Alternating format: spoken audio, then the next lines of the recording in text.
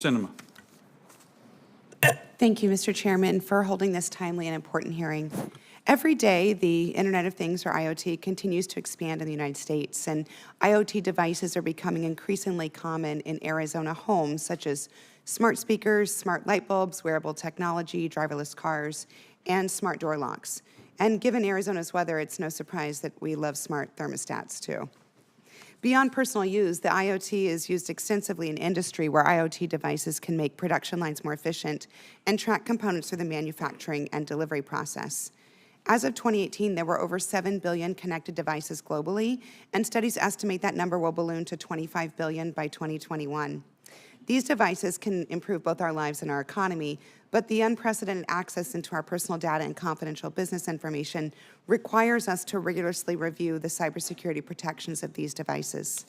The weakest technology components, such as certain unsecure IoT devices, can be access points for intruders to our home, business, and our government networks.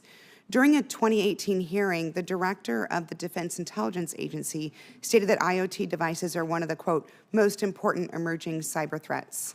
And right now, we do not have national security standards for IoT devices. That means the individual device manufacturers have the discretion whether or not to include security features. But these issues are so important for my state because Arizona has a booming tech sector, lots of highly educated workers, and cutting-edge companies working in the IoT space. We're developing the IoT technologies of the future. Researchers at Arizona State University are testing wearable devices for our troops to communicate with each other in combat, and local cybersecurity companies are working to mitigate the cybersecurity threat of IoT devices. But our country needs to do a better job developing IoT cybersecurity standards, educating users, particularly elderly users, about the cyber risks and solutions for devices, and increase transparency for consumers.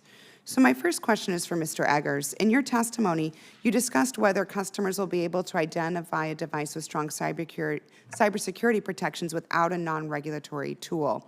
So your testimony also questions whether consumers would be willing to pay a premium for these additional security features. So how important are transparency, labeling, and education related to IoT cybersecurity, and how can we best ensure that consumers, particularly elderly Americans, understand the safety features or lack thereof of the devices they purchase?